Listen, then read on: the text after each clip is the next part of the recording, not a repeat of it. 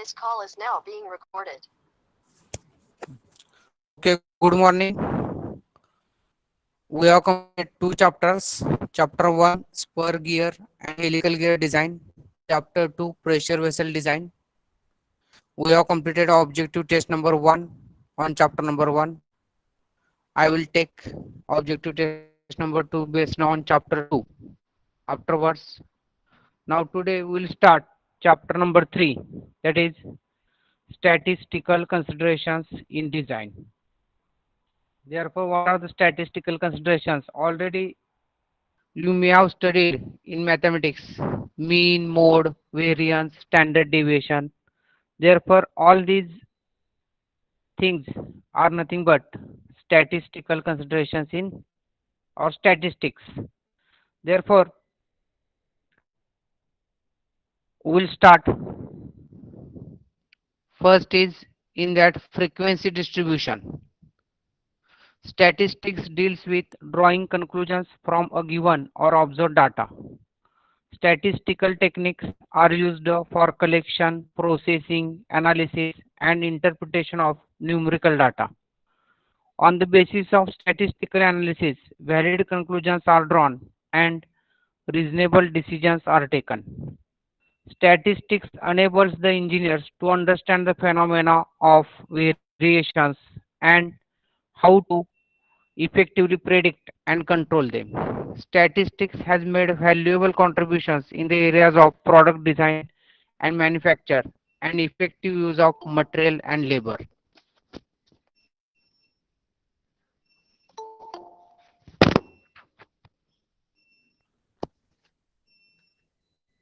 The basic data consists of observations such as the diameters of shafts manufactured in one shift. In this case, the group of all shafts is called population. When the group is large, it is not possible to take observations of the entire population. In such cases, only a small portion of the population is examined, and this portion is called a sample. Population is defined as a collection of all elements we are studying and about which we are trying to draw conclusions. On the other hand, a sample is defined as a collection of some but not all of the elements of the population. A sample is a part of the population, but the converse is not true. It is easier to study a sample than studying the whole population. It costs less and takes less time. A representative sample has the characteristics of the population in the same proportions as they are included in the entire population. Therefore, many times a sample is analyzed instead of the entire population. Therefore, we are knowing that whenever there are large number of samples or readings are there, at that time we can't analyze that large number of readings or entire population because it takes time. Therefore, what we are doing, we are taking out some samples or part of the some population, and we are analyzing that population, and based upon that analysis of the sample, we are carrying out the or we are taking the decisions or we are arriving at some conclusion. Therefore, now let us consider an example of 100 shafts of hydrodynamic bearing with recommended tolerance of 40 E7. E7 means interference fit is there. The shafts are manufactured on lathe and finished on grinding machine. Their diameters are measured by micrometer and the readings are tabulated in table 1. The readings in table 1 are called raw data. A data is defined as the collection of numbers belonging to observations of one or more variables. In this case, the diameter of shaft is a variable and 100 numerical readings taken by micrometer are a data. Raw data is a data before it is arranged or analyzed by any statistical method. Raw data does not show any pattern or trend of population and does not lead to any conclusions. In this chapter, the objective of statistical techniques is to rearrange and present the data in a useful way so that the decisions can be taken. Now, these are the readings of the 100 shafts, whatever it is mentioned. Now you already have studied in machine drawing limit speed tolerance. Therefore, whatever suppose 40 mm dimension is there, we cannot achieve that 40 mm exact dimension. Either it is 40 point something or either it is 39 point something. Therefore, that is nothing but tolerance. Therefore, that's why all these values are nearer to 40, 39.9 to 40. Therefore, these are the readings of diameter of 100 shafts in mm. Now let us arrange the data given in table on the basis of diameter of shafts against the number of shafts. As shown in table, this diameter against number of shafts. A particular diameter such as 39.926 mm is written in the first column, and each shaft with this diameter is shown by mark X against it. Finally, the number of marks are counted and written in the last column. For example, the total number of shafts with a diameter of 39.940 is 8. Therefore, what we have to do? This is 39.926. How many times this has been there in the previous table? 39.926. We have to count. We have to see how many times that is appearing in this table. Therefore, it is appearing only one time there. That's why we have marked only one X. Therefore, total one. Similarly, 39.927. It is appeared for only one time. 39.928 it is appeared for one time. 39.929 it is appeared for one time. 39.930 it is appeared for one time. 39.931 it is appeared for four times. 39.932 it is appeared for five times. 39.933 it is appeared for five times. 39.934 it is appeared for one time. 39.935 it is appeared for four times. 39.936 it is appeared for nine times. 39.937 it is appeared for 10 times. 39.938 it is appeared for 10 times. 39.939 it is appeared for 11 times. 39.940 it is appeared for 8 times. 39.941 it is appeared for 6 times. 39.942 5 times. 39.943 5 times. 39.944 3 times. 39.945 2 times. 39.946 3 times. 39.947 1 time. 39.948 one time, 39.949 one time, 39.950 one time. Therefore, the data in table 2 is arranged in the form of frequency distribution table and represented in this table, table number 3. Frequency distribution is defined as an organized display of data that shows the number of observations that fall into different classes. Therefore, now this is the frequency distribution. Shaft diameter, we have taken some range 39.926 to 39.930. Therefore, in this range, 5 shafts are there. See here 39.926 to 39.930. 5 shafts 1, 2, 3, 4, 5. Similarly, 39.931 to 39.935.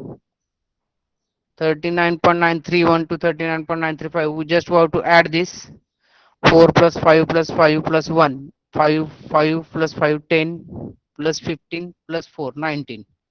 Therefore, 19 times. Similarly, 39.936 to 39.940, 48 times. 39.941 to 39.945, 21. 39.96 to 39.950, 7. Therefore, total shafts we are getting it as 100. Whatever our 100 shafts reading were there, this is nothing but 100. Now it is observed from table 3 that the first class consists of shafts with diameters ranging from 39.926 mm to 39.930 mm. The number of observations belonging to each class is called class frequency. Thus, the class frequency is the first class of the first class is 5. The range 39.926 to 39.930, which defines the class, is called the class interval, and the limits 39.926 mm to 39.930 mm are called lower and upper class limits. The difference between the limits, that is 39.930 to minus 39.925 or 925 is equal to 0.005 mm is called class width.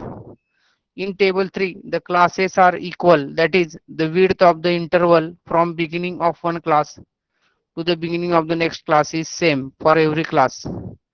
Equal classes are always preferred in statistical analysis. When classes are unequal, the distribution is more difficult to interpret. Therefore, classes must be equal in case of statistical analysis. There are two methods of representing the frequency distribution, namely histogram and frequency polygon. As shown in figure 1, the histogram consists of a set of rectangles. The base of the rectangle on the x-axis is equal to the class width, and the area of the rectangle is proportional to the class frequency. When the class widths are of equal size, the heights of rectangles are proportional to the class frequency.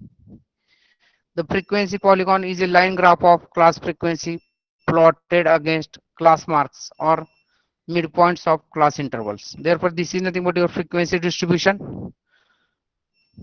This is nothing but histogram. This is frequency polygon, average, or that average line has been taken so that all the readings can be accommodated.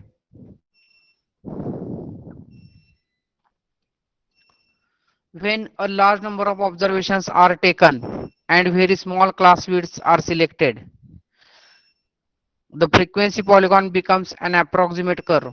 One such frequency curve, which is widely used in the statistical analysis, is the normal curve as shown in figure 2. Therefore, this is number of shafts, this is shaft diameter. Therefore, this whatever curve is there, this curve is known as normal curve. Same case is here. On x-axis shaft diameter in mm, on y-axis number of shafts. Therefore, this is known as the frequency curve. Now we will solve the example. Please write down the example. 100 test specimens made of gray cast iron FG300 are tested on a universal testing machine to determine the ultimate tensile strength SUT of the material. The results are tabulated. Sorry, the electricity has gone. Therefore, we'll stop here. Please wait. I will write your numbers. Please wait.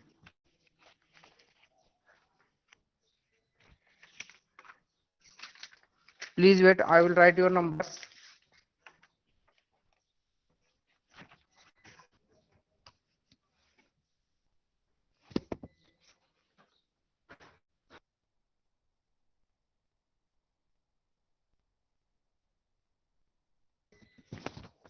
Please wait. I will write your numbers.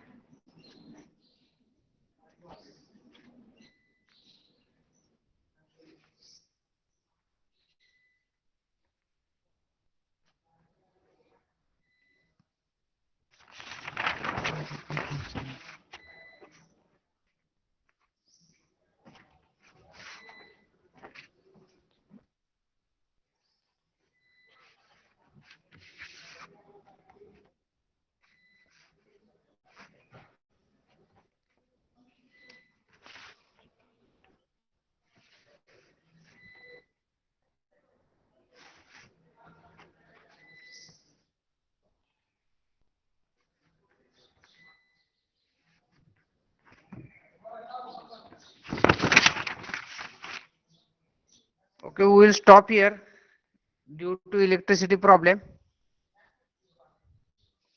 Please, I will end the class. Thank you very much.